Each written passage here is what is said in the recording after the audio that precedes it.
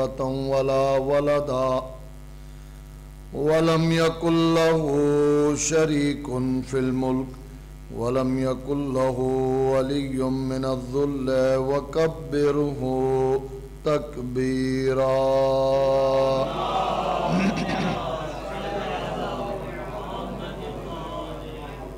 ثم الصلاة والسلام والتحية والإكرام على سيدنا ونبينا وطبيب نفوسنا وشفيع ذنوبنا العبد المؤيد والرسول المسدد والمصطفى الأمجد المحمود الأحمد أبي القاسم محمد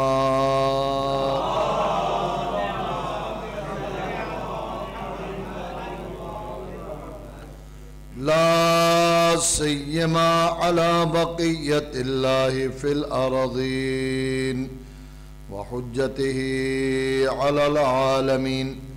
عجل اللهم له الفرج وسهل اللهم له المخرج واجعل لنا من أنصاره وأعوانه. ورحمة الله على محبيهم ولعنة الله على أعدائهم أجمعين. أما بعد فقد قال الله تبارك وتعالى في قرآن المجيد: بسم الله الرحمن الرحيم. يا أيها الذين آمنوا أطيعوا الله وأطيعوا الرسول وأولي الأمر منكم فإن تنازعتم في شيء فردوه إلى الله والرسول. صلوات.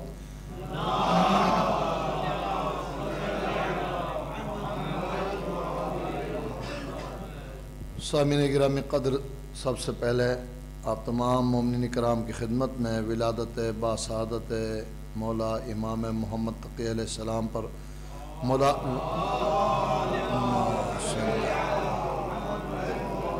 مبارکبادی پیش کرتا ہوں. بعدہ ہم سب مل کر اس پربرکت محفل کی جانب سے بارگاہ اقدس امام زمان کی خدمت میں ان کے جد کی ولادت پر ہدیہ تبریک پیش کرتے ہیں. مل کر بآواز بلند صلوات.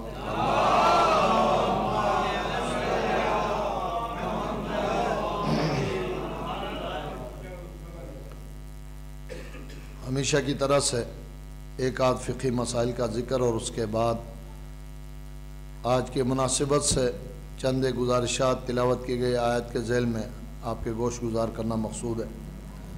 سب سے پہلے ان دنوں میں بالخصوص ماہ رجب، ماہ شعبان، بہت سے افراد ماہ رمضان اور سال میں جتنے نیک ایام واقعات دنوں کے آتے ہیں، ان دنوں میں یہ سوال ہوتا ہے کہ ہم مستحب عمل میں دوسروں کو شامل کر سکتے ہیں؟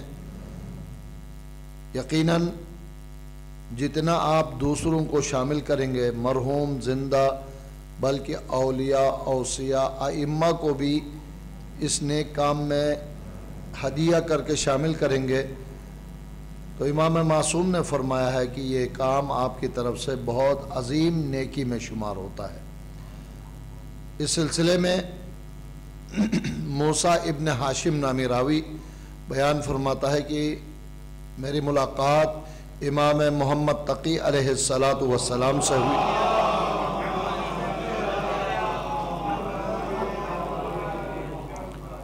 میں نے امام معصوم سے دریافت کیا کہ مولا آپ کیا فرماتے ہیں؟ میں جب عمرے کے لیے جاتا ہوں تو جتنا مجھ سے ہو سکتا ہے طواف کر کے آپ کے آباء و اجداد کو ہدیہ کرتا ہوں، کیا میرا طریقہ درست ہے؟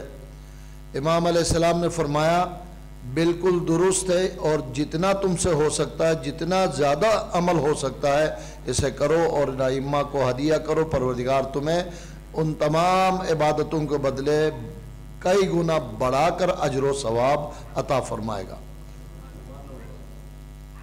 موسیٰ ابن ہاشم فرماتے ہیں کہ میں پھر حج اور عمرے سے مشرف ہوا، مجھ سے جتنا ہو سکا طواف کیا اور معصومین کو ہدیہ کیا، پھر امام کی خدمت میں حاضر ہو کر اپنی طرف سے یہ گزارش کی کہ مولا میں نے اپنے طور پر ایک طریقہ اختیار کیا ہے، وہ طریقہ یہ ہے کہ میں نے سب سے پہلے طواف آپ کے جد میرے رسول ختمی مرتبت حضرت محمد مصطفیٰ صلی اللہ علیہ وآلہ وسلم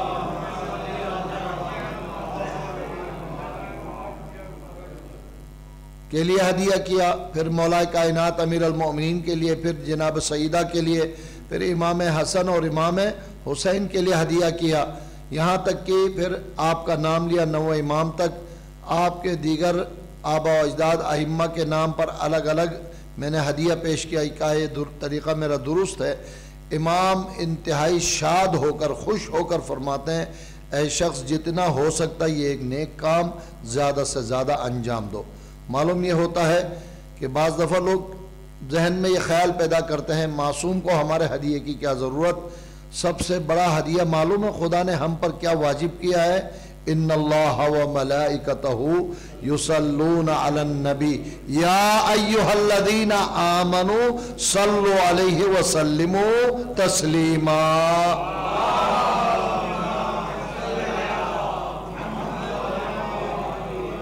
بہترین اور افضل ترین عبادت درود ہے، یقیناً ہمارے کہنے سے وہ پاک و پاکیزہ نہیں، ہمارے کہنے پر خدا رحمت نازل نہیں کرے گا، لیکن ان کے لیے رحمت طلب کرنا گویا ان کے واسطے سے اپنے لیے رحمت طلب کرنا ہے، لہذا حکم ہے یا ایھا الذین آمنوا صلوا علیہ وسلموا تسلیما کا حکم ہر مقام پر ہر عبادت میں ہم ہر عبادت میں شامل کر کے یہ عبادت الحمدللہ بجا لاتے ہیں۔ پروردگار عبادتیں قبول فرمائے، ایک بار پھر صلوات پڑھیں محمد وآلہ۔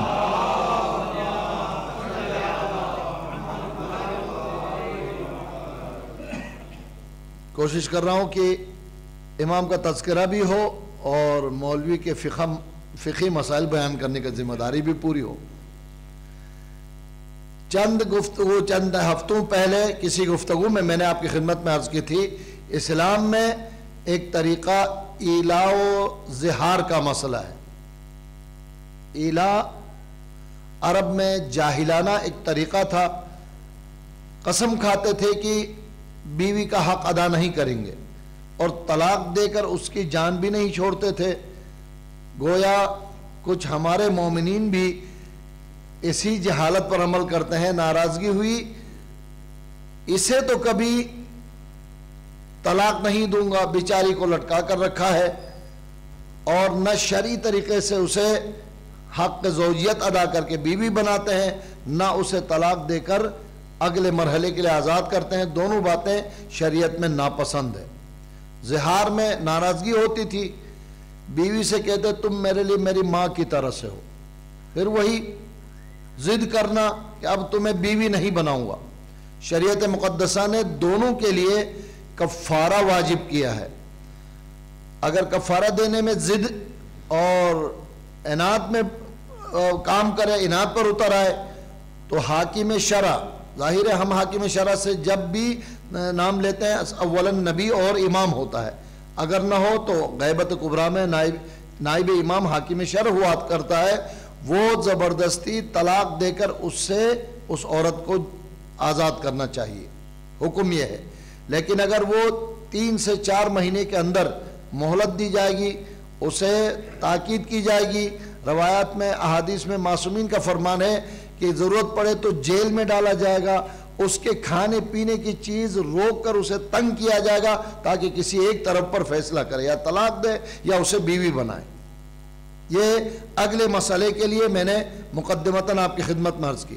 ہاں اگر کفارہ ادا کرے، گویا توبہ کیا، جرمانہ ادا کیا، پھر بقیہ حصے اسے زندگی میں بیوی بنا کر زندگی گزار سکتا ہے۔ یحییٰ ابن اقسم سے میرے نوے امام محمد تقی علیہ السلام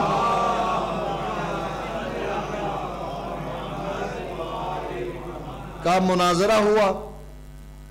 میں یہ واقعہ تھوڑا سا ڈرتے اس لیے پیش کر رہا ہوں کہ جب پچھلی مرتبہ میں نے یہ واقعہ نقل کیا تو مجھے نہیں معلوم وہ صاحب یہاں موجود ہیں، یعنی ایک صاحب نے کہا مولویوں کو یحییٰ ابن اقسم کے واقعے کے علاوہ کچھ آتا بھی ہے؟ فرض کریں انہوں نے سن لیا تھا تو ہم نے بیان کیا، اس کا مطلب یہ ہے کہ کہتے ہیں بس یہ ہمیشہ یہی سناتے اور کچھ نہیں۔ اگر ایسا ہی ہے تو میں 10 بندے آپ کو دکھاتا ہوں جن کو یحییٰ ابن اقسم کا نام بھی نہیں پتا۔ پھر نسل نو کو امام کی تاریخ بتانے، امام کا معجزہ بتانے اور امام کے علمی کمال بتانے کا طریقہ یہی ہے کہ وقتاً فوقتاً وہ باتیں جو آپ نے سن رکھی ہوں گی، آپ کی زندگی، آپ کا تجربہ بہتر ہوگا، لیکن سب کو تو معلوم نہیں، بیان کرنا ہوتا ہے۔ خیر، میں اس کو خوش کرنے کے لیے آج پہلی مرتبہ بیان نہیں کر رہا، لیکن اگلا مرحلہ جب یحییٰ ابن اقسم کو امام نے لاجواب کر دیا تو مامون نے حکم دیا تھا کہ اے فرزند رسول، آپ بھی تو ہمارے چیف جسٹس صاحب سے کوئی سوال کریں۔ میں نے زہار اور ایلا کا ذکر کیا، اس مسئلے کے اندر حدیث اور واقعہ بھی ہے اور امام کے علمی کمال کی بھی بات ہے اور ہمارے آپ کے لیے دینی کچھ معلومات بھی حاصل ہوں گی۔ بادشاہ کے کہنے پر امام محمد تقی علیہ السلام نے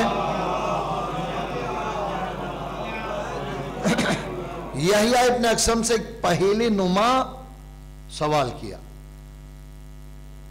پہلے بچپن میں ہمارا اساتذہ پوچھتے تھے، ایک پہیلی ہے، بکری ہے، تھوڑی سی گھاس ہے اور شیر بھی ہے، ایک ہی پل کراس کرانا چاہیں تو مشکل ہوتا ہے، بکری کو شیر کے پاس چھوڑیں وہ کھا جائے گا، بکری کو گھاس کے پاس چھوڑ دے تو وہ گھاس کھا جائے گا، تینوں چیزیں کیسے بچاؤ گے؟ آپ نے ان کو کراس کرانا ہے۔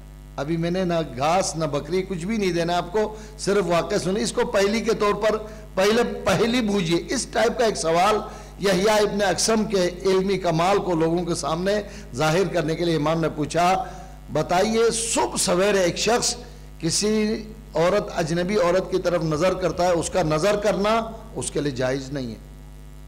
کس عورت کی طرف نظر کرنا جائز نہیں ہے؟ پاکستانی نہ ہو تو وہاں چلتا ہے، یہاں نہیں۔ یہاں تو ارے بھائی یہ ہمارے گھر والے ہیں، 10 سال گھر میں ڈرائیونگ کا کام کرے تو کہتے ہیں یہ تو ہمارے بھائی ہے، اس سے کیا پردہ؟ اگر وہ کک ہے، گھر میں کھانا پکاتا ہے، ارے اتنے عرصے سے ہمارے گھر میں، اب اس سے پردہ تو اب تو ختم ہو گئے، 30 سال ہو گئے ہوں گے۔ شرعی حکم قیامت تک کے لیے ایک جیسا ہے، حلال اور محرم بنانے کا۔ اگر غیر عورت ہے، وہ جو 8-9 عورتیں ہیں، ان سے علاوہ کوئی عورت ہے تو ایک ہی طریقہ ہے اس وقت، وہ ہے عقد اور نکاح، عقد دائمی یا عقد انقطاعی۔ عقد انقطاعی میں نام لوں گا، آپ بھی اسے گالی سمجھتے ہیں۔ متاع تو ہمارے ہاں جائز اور درست ہونے کے باوجود غلط سمجھتے ہیں۔ اسے میں اس کی اہمیت بتانے کے لیے مولا امیر المؤمنین علی ابن ابی طالب علیہ السلام کا فرمان آپ کی خدمت میں عرض کرتا ہوں۔ آپ کا مسکرانا بتاتا ہے کہ معاملہ گڑبڑ ہے۔ امام فرماتے ہیں فلاں نے، نام اس لیے نہیں لے رہا ہوں کہ جیل میں جانا نہیں چاہتا ہوں اور آپ بھی نہیں چھڑائیں گے، مجھے پتا ہے۔ ارے وہ بیچارے مولوی صاحب آتے تھے لال پیلی سے، کہاں چلے گئے؟ اوہو جیل میں چلے، ختم، بس فاتحہ پڑھو، اب کیا کریں؟ فلاں نے اگر متعہ کو حرام نہ کیا ہوتا، قیامت تک سوائے بد نصیب انسان کے کوئی زنا نہ کرتا۔ اب الحمدللہ سارے زنا کا ثواب فلاں کو مل رہا ہے۔ جائز طریقے سے انسان کو کھانا روٹی مل جائے تو یہ ڈاکہ زنی، چور، کنپٹی پر رکھ کے چھیننا یہ کیوں ہوگا؟ انتہائی بد نصیبی ہوگی۔ ہر چیز انسان کے پاس فراوان ہو۔ پاکستان میں یہ مثالیں بھی ملتی ہیں، فکر نہیں کرو۔ پچھلی مرتبہ ایک پولیس آفیسر کے بیٹے کو پکڑا، ڈیفنس میں باقاعدہ وہ گلی میں کھڑے ہو کر آنے جانے والوں کو پیار سے ان کی گاڑی چھینتا تھا، اس کی موبائل چھینتا تھا۔ لوگوں نے کہا تم تو ماشاءاللہ سے فلاں صاحب کے بیٹے، کیا ضرورت ہے؟ شوق ہے میرا۔ بس ہمارا شوق بھی ایسا ہی ہو تو پھر کیسے شوق لگے گا، آپ کو پتا ہے نا۔ لیکن امام فرماتے ہیں گناہ وہ کرتا ہے جو اس کے لیے پریشانی ہو، واقعی حقیقت یہ ہے، لیکن جائز طریقے سے اس کے لیے سہولتیں فراہم ہو تو مشکل نہیں ہے کہ وہ گناہ سے اپنے آپ کو بچائے۔ غرض نکاح کے علاوہ کوئی محرم نہیں ہے، پھر یا تو ماں ہے، بہن ہے، پھوپھی ہے، خالہ ہے، بیوی ہے، ساس ہے، اسی طرح سے کچھ اور رشتہ داریاں بن جاتی ہیں، ان کے علاوہ باقی سب نامحرم ہیں، اس کی طرف دیکھنا حرام تھا۔ چاشت کے وقت نہیں معلوم، مکمل اندازہ مجھے بھی نہیں ہے، لگ بھگ 11 بجے سے لے کر ظہر تک کے وقت کو چاشت کا وقت کہتے ہیں۔ فرماتے ہیں چاشت کے وقت اس کے لیے اس عورت کو دیکھنا حلال ہو گیا، ظہر کے وقت حرام ہو گیا۔ یحییٰ ابن اقسم دیکھ رہا ہے کیا حرام کیا حلال ہو رہا ہے، اور پھر عصر کے وقت اس کے لیے حلال ہو گیا، دیکھنا حلال ہو گیا۔ پھر مغرب کے وقت یہ دونوں ایک دوسرے کے لیے نامحرم ہو گئے، عشاء کے وقت دوبارہ اس کا ان کی طرف دیکھنا حلال ہوا، آدھی رات کو حرام، دوبارہ فجر سے پہلے یعنی کہ رمضان قریب ہے، سحری کے قریب قریب دوبارہ وہ حلال ہو گئے۔ وہ بیچارے کو کتنا حلال کتنا حرام نہیں سمجھ میں آیا، کیا جواب دیتا؟ فرزند رسول میرے ساتھ مذاق نہ کرو۔ امام علیہ السلام نے فرمایا کوئی مذاق نہیں، شریعت کے سنجیدہ احکامات ہیں۔ ایک خاتون کسی اور کی کنیز تھی، اس شخص نے ان کی طرف نظر کی، اس کے لیے نظر کرنا درست نہیں تھا۔ بیڑ بکری جانور پسند آتا تو جا کر مالک سے پوچھتے ہو نا کتنے کا بیچتے ہو، کیا قیمت ہے۔ پرانے زمانے میں غلام و کنیز کا یہی سلسلہ تھا، اس نے اس کی قیمت ادا کی، خرید لیا، 11 بجے اس کے لیے حلال ہو گئی۔ خریدنا نکاح کی طرح سے ہوتا تھا، اب تو پریشان نہیں ہونا۔ اور دوسرا، جب دوپہر اس کے پاس آ گئی تو کنیز کے ساتھ تھوڑا سا معیوب سمجھا جاتا تھا، اس نے آزاد کر لیا۔ جب آزاد کر لیا تو سمجھ لو طلاق کی طرح وہ دونوں نامحرم ہو گئے۔ اور جب دوبارہ اس نے پتہ نہیں شاکری صاحب کو بلایا کس کو بلایا، نکاح پڑھوا دیا، حلال ہو گئی۔ جب بیوی ہو گئی تو پھر تو انبن ضروری ہے، لڑائی جھگڑا، عصر کے وقت دوبارہ طلاق ہو گئی۔ مولوی صاحب نے دوبارہ شام کو تھوڑی سی کمپرومائز کرا دی، انہوں نے طلاق رجعی میں رجوع کیا، حلال ہو گئی۔ آدھی رات کو جو مسئلہ سب سے پہلے بتایا تھا اس نے زہار کیا، ظاہر کی کا ظاہر امی، یہ باقاعدہ صیغہ ہے، اس کے بغیر جب یہ مسئلہ بیان ہوتا ہے نا نوجوان پریشان ہوتے ہیں۔ میں نے کہیں بیوی سے زہار تو نہیں کیا، میں نے کہا آپ کیوں پریشان ہو رہے ہیں، یہ باقاعدہ عربی صیغے میں ہوتا ہے۔ تو اس نے سکھ کا سانس لیا کہ چلو میں بچ گیا، ورنہ تو وہ سمجھ رہا تھا کہ میرا زہار ہو چکا ہے۔ نہیں، ایسا مسئلہ نہیں ہے۔ تو اس نے زہار کیا، حرام ہو گئی، اور آدھی رات کے وقت کفارہ ادا کیا، دوبارہ اس کے لیے حلال ہو گئی۔ 6 مرتبہ حلال اور حرام ہے۔ یحییٰ ابن اقسم امام کے جواب سے انتہائی متاثر ہوا۔ بعض روایات میں، بعض اس لیے کہہ رہا ہوں کہ ان روایات کے اندر اختلاف بہت ہے، دست مبارک امام پر بیعت کی کلمہ پڑھا اور سچے دل سے مومن ہوا۔ صلوات پڑھیں محمد وآلہ۔ مگر ہمیں امام نے اس پیار کے اندر 6 قسم کے احکام بتایا۔ غیر کے ناموس کی طرف نظر کرنا حرام ہے، جائز کرنا چاہتے ہو تو کنیز ہے تو خریدو، عورت غیر ہے تو نکاح کرو۔ نکاح کے بعد اگر انسان اسے خریدی ہوئی کنیز کو آزاد کرے تو نامحرم ہو جاتی ہے، پھر دوبارہ اس کے ساتھ نکاح کی جیسے آزاد کرنے کے بعد اب خریدنا جائز نہیں ہے، اس کے لیے پھر نکاح کا حکم ہے۔ نکاح کے بعد طلاق ہو جائے تو طلاق کی کئی قسمیں ہیں، پچھلے کسی نشست میں ذکر کیا تھا، ان میں سے ایک طلاق رجعی ہے۔ 3 مہینے تک اس عورت کی طرف مرد کو بغیر صیغہ نکاح کے رجوع کرنے کا حق ہے، رجوع کر سکتا ہے۔ رجوع کرنے کے بعد اگر زہار کرے اور زہار کا کفارہ ادا کرے تو دوبارہ اس کی بیوی بن جاتی ہے۔ صلوات پڑھیں محمد وآلہ۔ ان مسائل میں غلام و کنیز کے مسئلے کے علاوہ باقی ہمارے ہاں مبتلا بہ مسائل ہیں۔ عربی صیغے میں اگر ایلا و زہار نہ کرے، 10 سال سے کئی جوڑوں کو جانتا ہوں ایک دوسرے سے جدا ہیں، بچے بھی ہیں، نہ بیوی شوہر ہیں اور نہ الگ ہیں، ایک مصیبت برپا ہے، اسلام میں ناپسندیدہ ہے۔ شاید میں نے پچھلی مرتبہ یہ گزارش کی تھی، قرآن ہے، قرآن اور قرآن سے عرض کر رہا ہوں، اگر طلاق کا مرحلہ آ جائے، بجائے مار پیٹ ماں بہن کی گالیاں دینے کے، قانون شریعت ہے کہ جب بن نہیں پا رہا اس خاتون کے ساتھ، ایک بہترین جوڑا بنائیں، اس کے جانے کے لیے آج کل کریم منگاتے ہیں، کریم منگائیے اور اس پر بٹھائیے، خیریت سے ماں باپ کے لیے تھوڑا سا تحفہ بھی دے کر بس جائیے، میرا آپ کے ساتھ گزارا نہیں ہو سکتا، ہے کوئی مومن ایسا کرنے کے لیے؟ شوہر آتا ہے، میں نے جو کچھ چیزیں دی تھی وہ لے کر راتوں رات لے اڑی ہے، جان بوجھ کر کہہ رہا ہوں یہ لفظ، اور بیوی آتی ہے جو میرا لباس تھا وہ بھی شوہر نے چھین لیا ہے، کہاں وہ اس کے لیے احتراماً لباس بنا کے، تحفہ بنا کے اور گاڑی منگا کے بھیجے گا؟ ممکن نہیں ہے۔ لیکن ایمان کا تقاضا، قرآن کا تقاضا یہی ہے جو ہم نے آپ کی خدمت میں گزارش کی، اگر بات بن جائے تو جیسے عام معاشرے میں ایسے خاتون کے لیے ایسے گھرانے میں کیا لباس ہونا چاہیے، کیا گھر ہونا چاہیے، کیا کھانا ہونا چاہیے، مناسب طریقے سے اس کے ساتھ زندگی گزارے، نہیں ہو پاتا، بس ایک ہی حل ہے، طلاق سے اس کی جان چھوڑنی۔ بیچ میں معلق رکھنا ایک مومن کے شایع نشان بات نہیں ہے۔ ایک بار اور صلوات پڑھیں محمد۔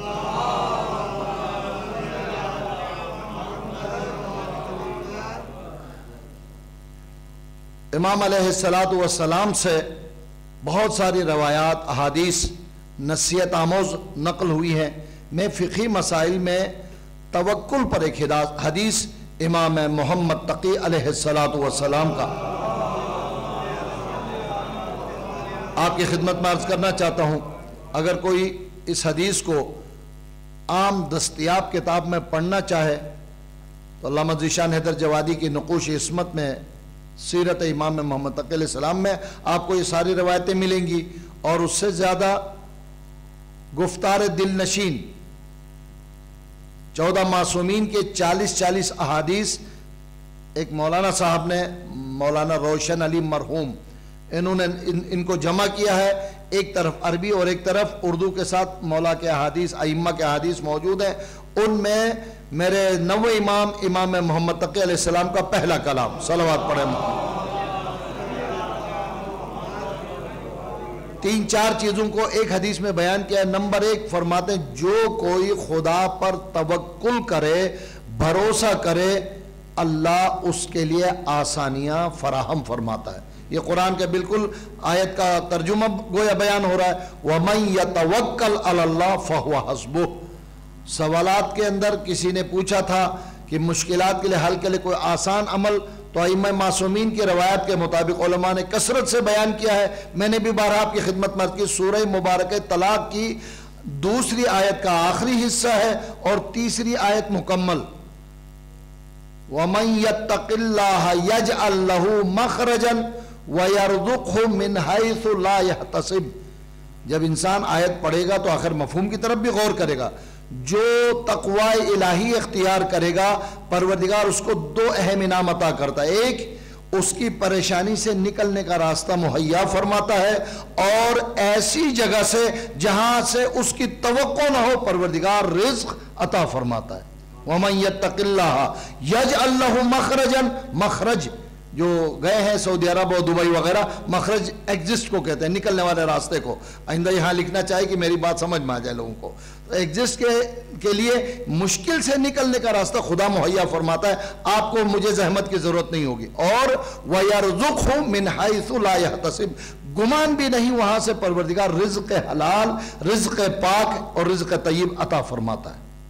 نمبر 2 جس کے لیے میں حدیث عرض کر رہا ہوں، وَمَن يَتَوَكَّلْ عَلَى اللَّهِ، آیت نمبر 3 سورہ طلاق کا، وَمَن يَتَوَكَّلْ عَلَى اللَّهِ فَهُوَ حَسْبُهُ إِنَّ اللَّهَ بَالِغُ أَمْرِهِ قَدْ جَعَلَ اللَّهُ لِكُلِّ شَيْءٍ قَدْرًا۔ اسے نماز کے بعد، اسے تسبیح کے بعد باقاعدہ ایک مفکر نے، ایک عارف باللہ، خدا کی معرفت رکھنے والی شخصیت نے باقاعدہ ہدایت دی ہے۔ اگر دعا صحیح قبول ہو، آپ کا مقصد ہے رجب، شعبان، رمضان اور دیگر دنوں میں، محترم راتوں، محترم دنوں میں آپ پہلے درود پڑھیں، ہو سکے تو 14 مرتبہ، پھر تسبیح جناب سیدہ 34 مرتبہ اللہ اکبر، 33 مرتبہ الحمدللہ، 33 مرتبہ سبحان اللہ، اس کے بعد اتنی مرتبہ درود، اور اس کے بعد یہ آیت، وَمَن يَتَّقِ اللَّهَ يَجْعَل لَّهُ مَخْرَجًا وَيَرْزُقْهُ مِنْ حَيْثُ لَا يَحْتَسِبُ، تلاوت کریں، یقیناً پروردگار آپ کی دعا اور حاجت کو قبول فرمائے گا۔ صلوات پڑھیں محمد وآلہ۔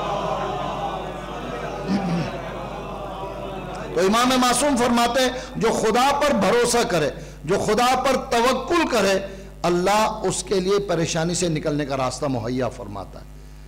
کیوں؟ توکیل اللہ، اللہ پر بھروسہ کرنا ہی مومن کا ترہ امتیاز ہے. حدیث ہے مومن خدا پر ہی بھروسہ کرتا ہے. ہم غار کے بابا سے، مرغی کے پروں سے تعویذ لکھنے والے سے، تصویر آئی تھی میں نے دیکھا چاروں طرف اس نے مرغی کے پنجوں کو لٹکائے ہوئے، لوگ متاثر ہو، اور پیچھے نہیں معلوم کس قبرستان سے کس میت کی اس نے بے حرمتی کی ہے، 2 مرحومین کے کھوپڑیاں لٹکائی ہوئی ہیں. جب کوئی آتا ہے وہ گراتا ہے تاکہ آنے والا متاثر ہو. اب کیمرہ والا لے کر گیا، اس نے کہا اگر تمہارے پاس اتنا خدا کا کمال ہے، یہ جو کیمرے کا یہ ہے نا 98 کے برابر شیشہ، کہتا اپنے کمال کے ذریعے میرا شیشہ توڑ دو، میں تمہارا غلام بنوں گا. بالآخر ہاتھ جوڑ کر کہا مجھے چھوڑ دو، میں صرف اپنی مزدوری کر رہا ہوں، اس کے علاوہ کچھ بھی نہیں.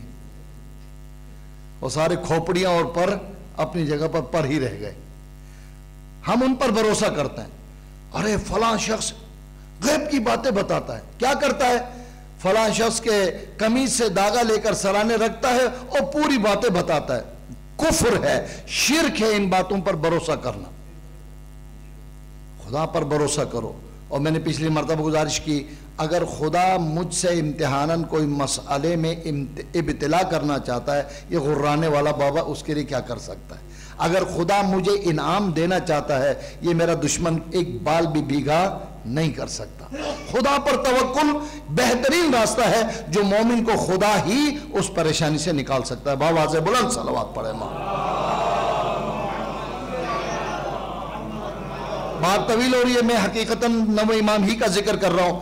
اور اسی حدیث کا آخری ایک حصہ فرماتے ہیں رجب کا مہینہ ہے، استغفار کا مہینہ ہے. میں نے ہی آپ کی خدمت میں گزارش کی ہے، استغفر اللہ واسألہ التوبہ، کم از کم ڈیلی 70 مرتبہ پڑھو. زیادہ پڑھو گے بہت اچھی بات ہے.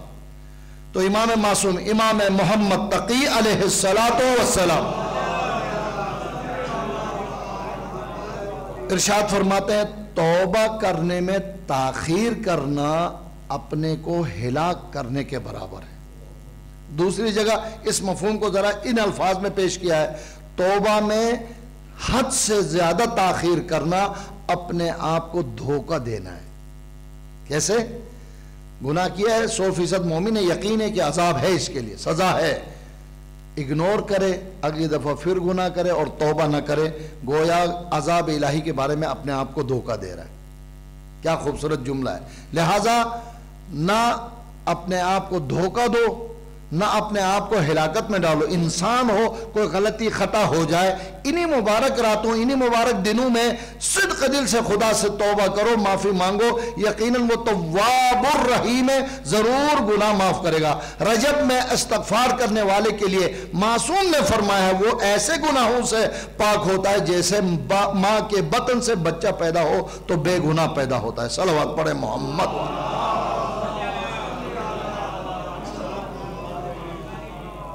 آج جو دن گزرا ہے امام کی ولادت کا دن، اور آنے والی رات انشاءاللہ مولود کعبہ حضرت امام علی ابن ابی طالب علیہ السلام. مجھے حکم دیا ہے کہ مومنین کرام کو یاد دلائیں کہ کل بھی جشن ہے، اور جشن مولود کعبہ جس سے جناب حجت الاسلام جناب ڈاکٹر علی عباس زیدی صاحب خطاب فرمائیں گے. اسی ٹائم پر آپ حضرات ضرور شرکت فرمائیں. لیکن دن بھی ولادت کا، آنے والا دن بھی اور شب بھی ولادت کا، درمیان میں اور کوئی بات تو نہیں کی جا سکتی. ولادت امام محمد تقی علیہ السلام.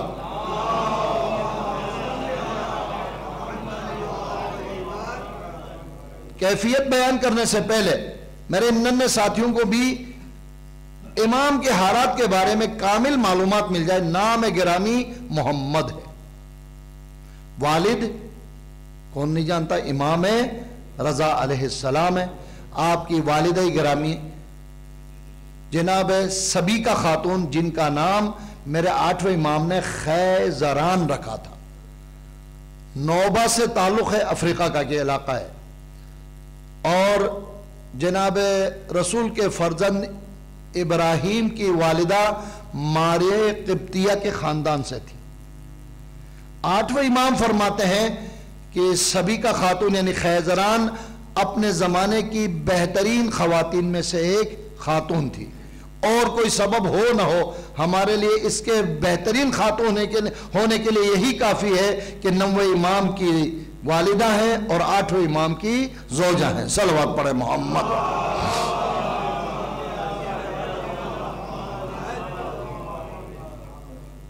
عجیب شرافت اور پاکیزگی بیان کی گئی ہے۔ رکن نامی ایک شخص، رکن، کبھی خانہ کعبہ میں جملہ سنتے ہیں رکن یمانی، رکن عراقی، رکن شامی۔ کبھی ہم نماز کی بات کریں تو 5 ارکان بیان کرتے ہیں، تکبیرۃ الاحرام، نیت، قیام اور رکوع اور سجود۔ تفصیلات میں گئے، ان کو بھی ارکان کہتے ہیں، لیکن شخص کا نام ہے، وہ کہتا ہے کہ ایک مرتبہ میری ملاقات 7ویں امام، امام موسیٰ کاظم علیہ السلام سے۔ جناب امام محمد تقی علیہ السلام کی فضیلت کے لیے یہ روایت آپ کی خدمت میں عرض کر رہا ہوں، جسے شیخ عباس قمی نے اپنی مشہور کتاب اردو میں ترجمہ ہوا احسن المقال کے اندر سیرت امام محمد تقی علیہ السلام میں یہ واقعہ نقل فرمایا۔ رکن فرماتے ہیں کہ میری ملاقات 7ویں امام سے ہوئی۔ 7ویں امام سے میری دعا سلام کے بعد امام نے، چونکہ معتبر بندہ ہو تو اپنے اسرار بیان کیے جاتے ہیں، قریبی بندہ تھا، امام نے فرمایا اے رکن، ان قریب مجھے گرفتار کیا جائے گا۔ معلوم ہے نا 7ویں امام کی اکثر زندگی کا حصہ قید و بند میں گزرا ہے، لیکن یاد رکھنا ان مومنین کے ذریعے، ان اصحاب کے ذریعے، ان ساتھیوں کے ذریعے امامت کے تسلسل کو ائمہ نے اسی طرح جاری فرمایا۔ یاد رکھنا میرے بعد علی اور علی کے ہمنام علی فرزند میرا جانشین ہوگا۔ اب عجیب جملہ ہے، علی اور علی کے ہمنام میرا فرزند علی میرا جانشین ہوگا۔ روایت نے تفصیلی بیان کی کہ علی اول سے مراد مولا کائنات امیر المؤمنین علی ابن ابی طالب علیہ السلام، دوسرے علی میرے چوتھے امام حضرت علی ابن الحسین زین العابدین علیہ السلام۔ اے رکن یاد رکھنا پروردگار میرے فرزند علی رضا کو، مجھے 9ویں امام کی والدہ تک پہنچنا ہے، 8ویں امام علی رضا کو پہلے علی کی کرامتیں، شرافتیں، عزت، غیرت اور شجاعت، بہادری بھی عطا فرمائے گا، علم بھی عطا فرمائے گا، اور دوسرے علی امام سجاد کی طرح سے صبر و شکر بھی عطا فرمائے گا۔ ظاہرہ ائمہ معصومین کے وارثین ہیں۔ اب رکن کی ذمہ داری کیا ہے؟ اے رکن، تمہاری ملاقات میرے فرزند علی رضا سے ہوگی، تو میری طرف سے یہ پیغام دینا کہ نوبہ بختیہ یا سبیکہ نوبیہ، کنیز سے جو فرزند پیدا ہونے والا ہے وہ حجت خدا ہے، آپ کے واسطے سے میں ان خاتون کو سلام پہنچا رہا ہوں۔ کتنا بڑا مقام ہے کہ 7ویں امام نے گویا اپنے بہو کو سلام پہنچایا ہے۔ یہ بالکل اس واقعے کی طرح سے جیسے رسول اکرم نے جابر ابن عبداللہ انصاری کے ذریعے سے میرے 5ویں امام امام محمد باقر کو سلام پہنچایا تھا۔ سلام۔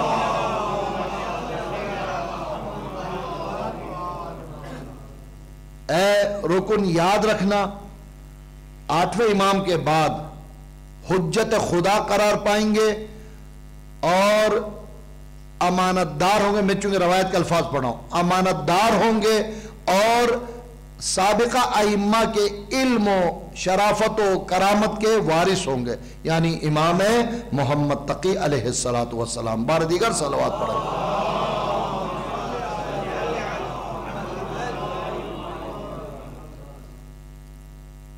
جناب حکیمہ خاتون جو کہ صاحبزادی ہیں میرے 7ویں امام کی، یہ روایت نقل کرتی ہیں کہ یہی تاریخیں، تاریخ ولادت میں ذرا سا اختلاف موجود ہے۔ ابن عیاش، عیاش ایک راوی کا نام ہے، اردو عیاش نہیں ہے،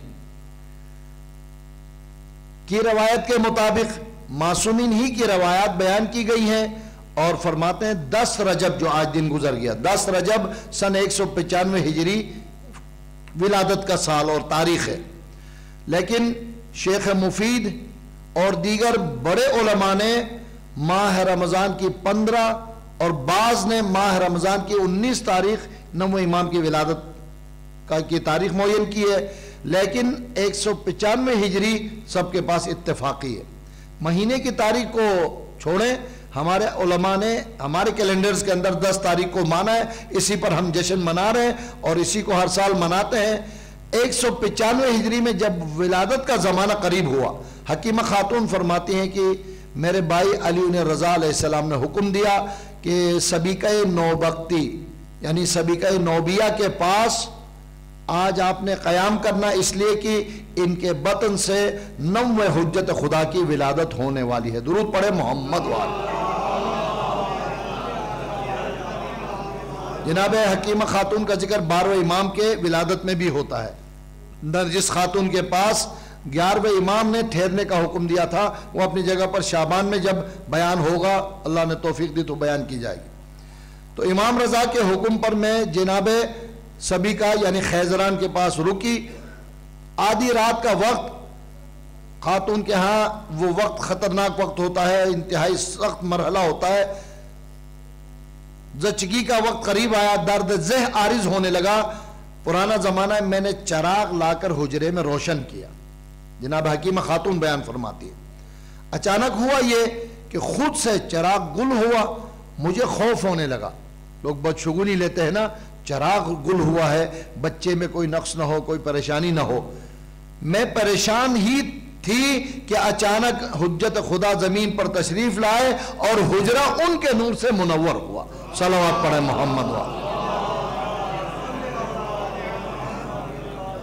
میری پریشانی دور کرنے کے لیے 8ویں امام یعنی بھائی تشریف لائے، اپنے فرزند کو ہاتھ پہ لیا اور کہا اے حکیمہ خاتون پریشان نہ ہو، نور خدا کے آنے کے بعد دنیاوی نور کی ضرورت نہیں۔ امام نے اپنے پاس پوری رات رکھا اس روایت کے مطابق، اور امامت کے اسرار اور الہی اسرار ان کو القاء کرتے رہے۔ یہی وجہ ہے، یہی وہ علم ہے جس کی بنا پر 8 یا 9 سال کی عمر میں 9ویں امام کو امامت ملی ہے، اور ایک وقت میں، توجہ چاہتا ہوں، ایک وقت میں مسلسل 3 دن تک لوگ سوالات کرتے رہے۔ ایک روایت میں 3000 اور دوسری روایت کے مطابق 30,000 سوالات کیے، اور امام نے سب کو اطمینان بخش جوابات دے کر سب کو مطمئن بھی کیا۔ اور انتہا یہ کہ بعض موقع پر لوگ سوال کرنا چاہتے تھے لیکن سوال صحیح پیش نہیں کر پاتے تھے، امام ان کا سوال بھی بتاتے تھے، ان کا جواب بھی بتاتے تھے۔ صلوات پڑھیں محمد والے۔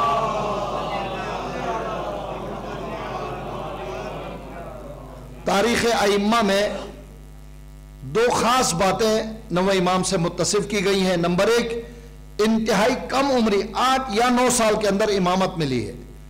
یہی 195 ہجری کی ولادت کا سال ہے۔ 203 ہجری میں 8ویں امام کی شہادت ہوئی ہے۔ ایک امام کے دنیا سے گزرنے کے بعد پھر دوسرے امام کا نمبر آتا ہے، یعنی 8 سال، 195 تا 200 اور پھر 203، 8 سال۔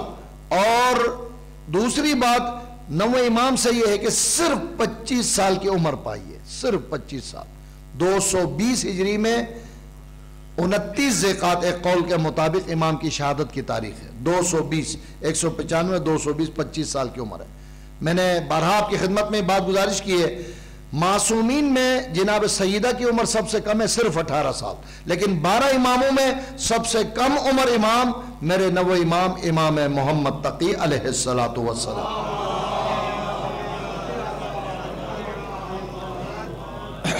اس کم سنی کے بنا پر غیر تو غیر مومن بھی شک و شبہ میں مبتلا ہوتے تھے۔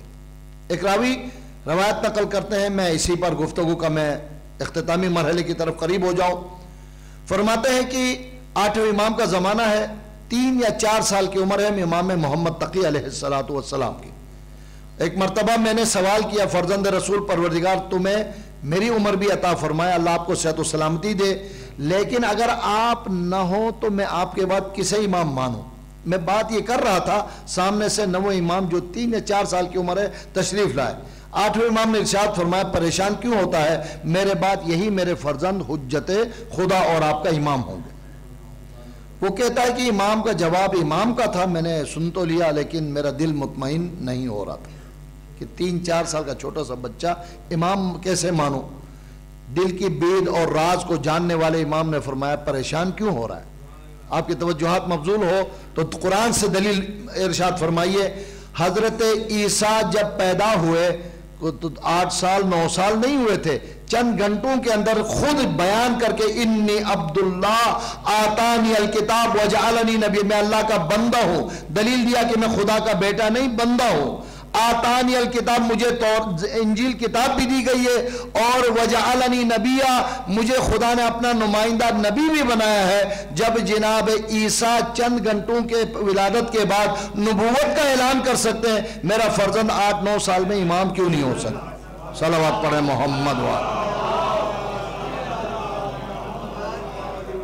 یہ تفصیل سے کل بیان ہوگی، لیکن شہزادہ علی اصغر کا بھی تاریخ ولادت ہم نے گزاری ہے 2-3 دن قبل، یعنی کہ 9 رجب کی بات ہے.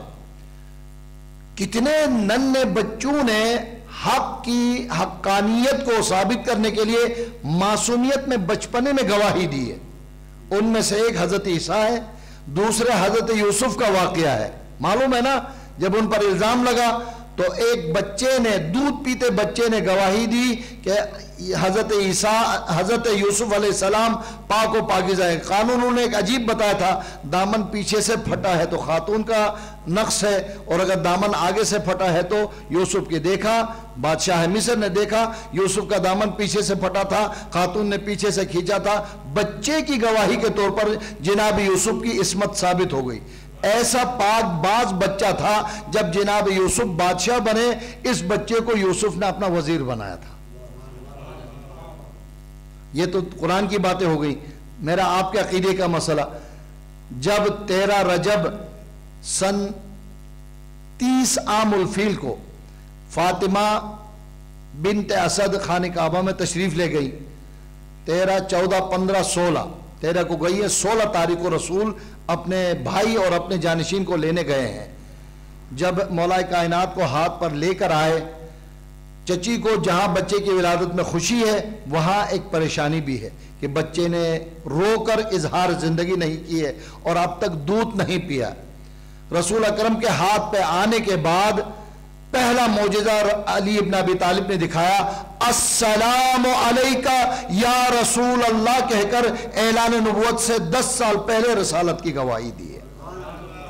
دوسرا، جب رسول نے فرمایا یا علی آپ نے اپنی والدہ کو، میری چچی کو پریشان کیا، آپ کچھ پڑھو، تو مولا کائنات نے، میں تفسیر انوار النجف کے حوالے سے سورہ مبارکہ نور، سورہ مبارکہ مؤمنون 18واں پارہ، اس کی تفسیر میں یہ روایت نقل کی ہے علامہ حسین بخش جارہ صاحب نے. فرماتے ہیں کہ جب رسول نے فرمایا کچھ اے علی کچھ پڑھو، تو علی نے فرمایا یا رسول اللہ آپ بتائیں تورات کی تلاوت کروں، زبور کی تلاوت کروں، انجیل کی تلاوت کروں، قرآن مجید کی تلاوت کروں؟ میری دماغ، میرے بعد میں، میرے فکر میں جو بات آ رہی ہے، تورات و زبور انجیل کی بات تو سمجھ میں آتی ہے، پہلے نازل ہو گئی تھی، لیکن قرآن تو ابھی نازل نہیں ہوا. علی فرماتے قرآن کی تلاوت کرو. جو رسول علی کے بارے میں فرمائے علی مع القرآن والقرآن مع علی، وہ کیسے فرمائے کہ تورات و زبور انجیل تلاوت کرے؟ فرمایا قرآن کی تلاوت کرو. اب آپ دیکھیں، بچے سے بھی پوچھیں، بسم اللہ سے لے کر والناس تک کو 114 سوروں میں سے چھوٹا سا سورہ، مختصر آیتیں تلاوت فرماتے، معجزہ ہوتا، جواب مل جاتا رسول کو. لیکن نہیں معلوم علی نے یعنی امیر المؤمنین نے کیا سوچ کر یہ آیتیں تلاوت کی جو بعد میں سورہ مؤمنون کی آیتیں بن گئی. گویا مؤمنون کو امیر المؤمنین آتے کے ساتھ ہی یہ پیغام دینا چاہتے ہیں. آپ کی اجازت ہو تو میں 11 آیتیں ہیں صرف تلاوت کروں اور آپ سے اجازت دعا. بسم اللہ الرحمن الرحیم.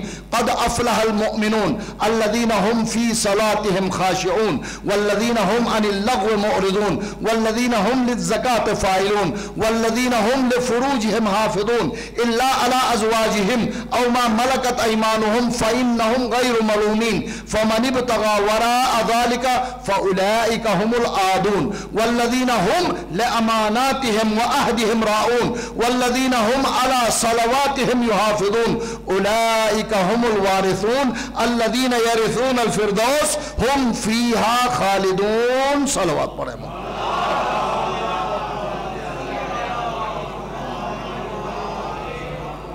گھبرانا نہیں کہ پیٹرول اب ڈال لیں تو گاڑی تو اور چلے گی تھوڑی بہت.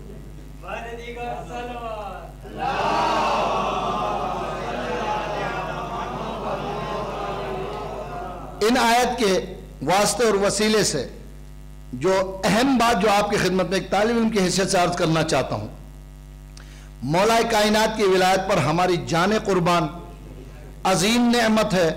ذکر بھی عبادت ہے، دن منانا بھی عبادت میں شامل ہے، اس میں کوئی شک اور شبہ نہیں. مگر افسوس آٹھویں امام نے کوئی خطرہ تھا جبھی تو یہ فرمایا نا کہ دیکھو ہماری ولایت کے آڑ میں خدا کی نافرمانی نہ کرنا. اگلا جملہ اس سے بھی زیادہ سبحان اللہ. کیا؟ اگر کوئی خدا کا دشمن ہوگا وہ میرا بھی ہمارا بھی دشمن ہے، جو خدا کا دوست ہوگا وہی ہمارا بھی دوست ہے. مل کر صلوات پڑھے محمد.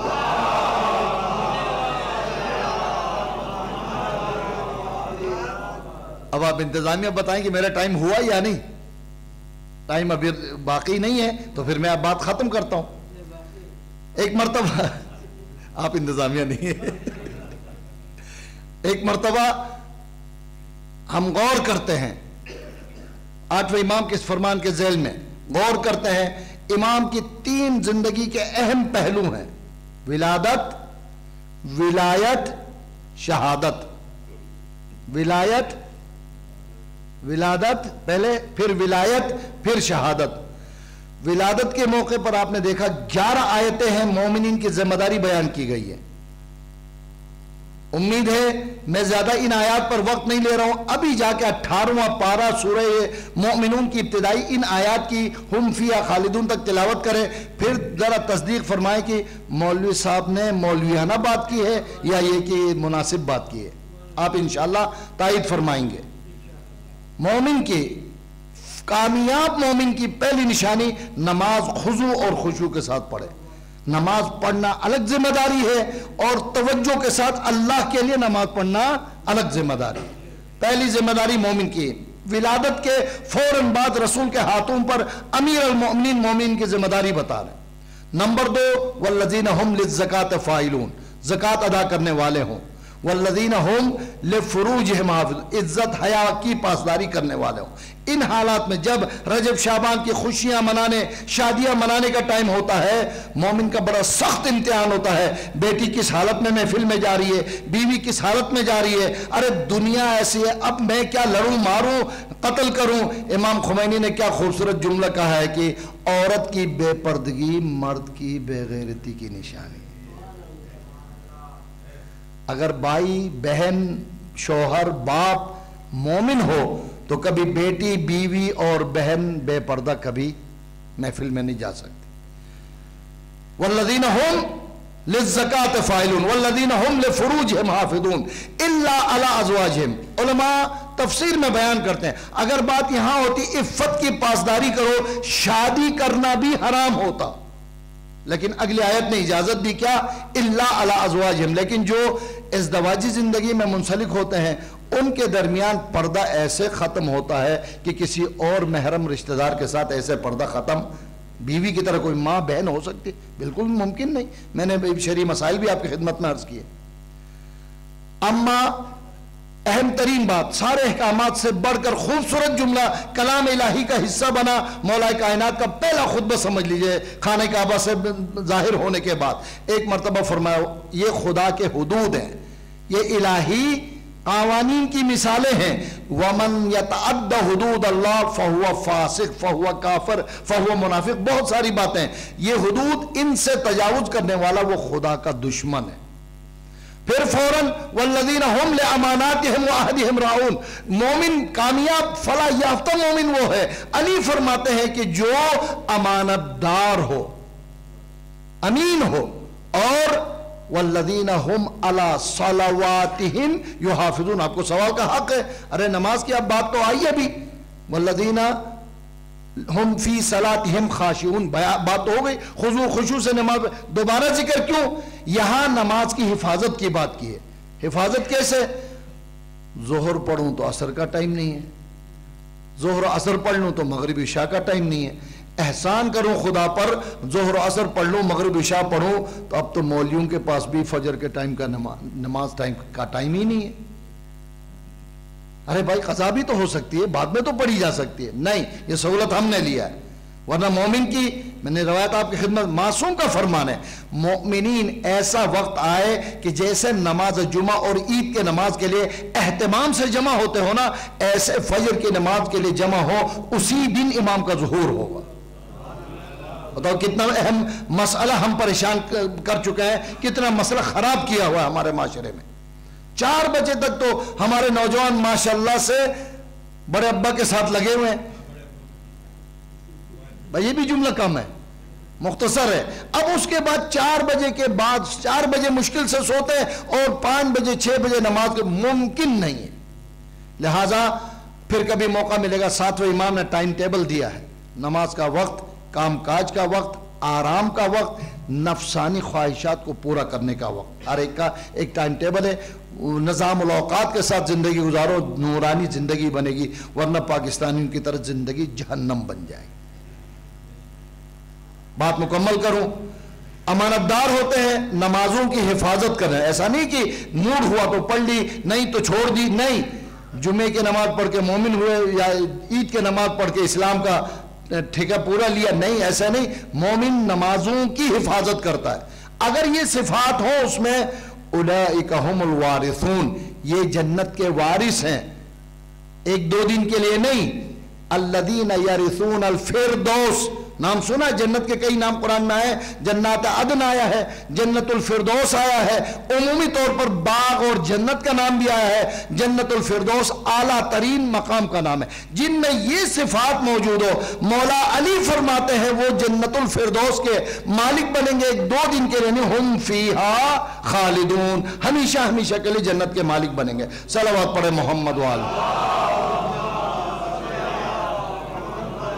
اب آپ کہیں یا نہ کہیں وقت مکمل ہو چکا ہے۔ میں نے ولادت کے ساتھ ولایت اور شہادت کا ذکر کیا ہے۔ ولادت کا غدیر خم کا مقام ہے، 3 گھنٹے کا مولا کا رسول کا خطبہ ہے مولا کی ولایت کے اعلان سے پہلے۔ لوگوں کیا میں نے نماز کا حکم دیا؟ قالوا بلا۔ روزے کا حکم دیا؟ قالوا بلا۔ حج کا حکم دیا؟ قالوا بلا۔ دین کے دیگر احکامات بتائے؟ قالوا بلا۔ میرے استاد شہید آغا سلطانی صاحب اس خطبے کے ذکر میں ایک جملہ تاکیداً فرماتے تھے، یہ جملہ ضرور یاد رکھنے والا، فرماتے ہیں ساری چیزیں 3 گھنٹے تک بیان کرنے کے بعد کیا کہتے ہیں، کنکلوژن کرنے کے لیے 2 جملوں میں سارے خطبے کو جمع کیا۔ اے مسلمانوں گواہی دو، کیا میں نے ہر وہ طریقہ بتایا جس سے تم جنت جا سکتے ہو؟ سب نے مل کر قالوا بلا۔ جملہ بدل کر کہا، کیا میں نے اس خطرے سے بھی روکا ہے، ان باتوں کو اس سے بھی آگاہ کیا جن کے ذریعے انسان جہنم میں جاتا ہے؟ قالوا بلا۔ اب کوئی چیز رہ گئی؟ کچھ نہیں۔ جب سب نے کہا یہی ہمارا دین ہے، آپ نے بتایا ہے، اب علی کا ہاتھ بلند کر کے کہا، جس دین کا میں نے پرچار کیا ہے، جو دین امانتاً تم تک پہنچایا، اس دین کے میرے بعد حاکم میرے بھائی علی ابن ابی طالب، علی میرے بعد اسی طرح مولا ہے جیسے میں مولا ہوں، من کنت مولا ہو فہذا علی مولا۔ صلوات پڑھیں۔ معلوم ہوا شہادت ولایت کے موقع پر بھی پیغام دین دیا گیا، اور شہادت کے وقت 19 رمضان سن 40 ہجری کو سر پر ضربت لگی ہے، معلوم ہے نا، کوفے کی مسجد میں۔ 20 اور 21 کی شب مولا حیات ہیں، وصیتیں فرما رہے، کاش ہم نے خیبر سنا ہے، ہم نے بدر سنا ہے، ہم نے احد سنا ہے، سننی چاہیے، تاریخ اسلام ہے، مولا کی تعریف ہے، مولا کی بہادری شجاعت کی باتیں سننی چاہیے، ضرور سنیں، لیکن مولا کی وصیت بھی تو کبھی سنیں، مولا کی سیرت کو بھی سنیں۔ مولا وصیت میں کیا فرماتے ہیں؟ اللہ اللہ بالصلاۃ، بالکل وقت آخر ہے، خدا کو گواہ بنا کر تمہیں آگاہ کر رہا ہوں، دیکھو نماز سے غفلت نہیں برتنا، اللہ اللہ بالصیام، روزے سے کبھی غفلت نہیں برتنا، حج سے غفلت نہیں برتنا، سارے احکامات بتا کر ساتھ یہ بھی بتاتے ہیں دیکھو میرے اہل بیت کو بھی بھولنا نہیں، یہ وصیت ہے۔ بس میں نے جملہ دوبارہ دہرانا آپ کی خدمت میں، ولادت کا موقع ہو، ولایت کا موقع ہو یا شہادت کا موقع، مولا نے جہاں اور بہت سارے کام کیے وہاں دین یاد دلانے کا کام کیا، کسی خوشی کی وجہ سے دین خدا کو بھولنا نہیں، کسی غم کے موقع پر دین خدا کو بھولنا نہیں، یہی پیغام ہے ائمہ معصومین علیہم السلام، وما علینا الا البلاغ۔ پروردگار جن جن اماموں کا نام میری زبان پر آئے، امام محمد تقی، امام رضا، امام موسیٰ کاظم، امام جعفر صادق اور امام علی ابن ابی طالب علیہ السلام، حلال مشکلات، مولائے مشکل کشا کا واسطہ پروردگار حاضرین و غائبین کے حوائج شرعیہ کو پورا فرما، جو پریشان حال ہے ان کی پریشانیاں دور فرما، جو مریض ہے انہیں شفاء کلی عنایت فرما۔ پروردگار ایک مومنہ کے لیے جو ہمارے عزیزوں میں دوستوں میں ہیں، ان کی اہلیہ بیمار ہیں، ہاسپٹل میں دعا کی التماس کی گئی، پروردگار بحق امیر المومنین نے شفاء کلی عنایت فرما۔ پروردگار اسلام اس وقت ناگفتبہ حالت سے گزر رہا ہے، کہیں مومن مسلمان قتل ہو رہا ہے، کہیں قرآن کی بے حرمتی کی جا رہی ہے، کہیں اسلام کے خلاف بغاوت کی جا رہی ہے، اسلام اور قرآن کو بدنام کیا جا رہا ہے۔ پروردگار دین اسلام کو سر بلندی عطا فرما، دشمنان دین، دشمنان قرآن، دشمنان ولایت کو نیست و نابود فرما۔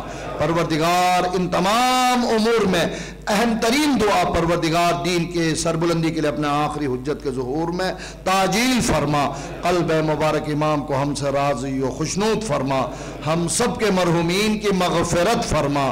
میں خصوصیت سے محترم رضا نواز صاحب کی والدہ کے لیے دعا کروں گا، چند دن قبل ان کا انتقال ہوا، پروردگار انہیں اعلیٰ علیین میں جگہ عنایت فرما۔ پروردگار محترم جناب رضا نواب اور ان کے خاندان کو، مرحومہ کے پسماندگان کو صبر جمیل عنایت فرما۔ ربنا تقبل منا انکا انت السمیع العلیم۔ ہمیشہ کی طرح سے التماس کروں گا جملہ تمام مرحوم مومن مومنات، شہداء ملت جعفریہ اور اس ادارے سے منسلک تمام مرحومین اور موجودین کے مرحومین کے ایصال ثواب کے لیے سورہ فاتحہ۔ محترم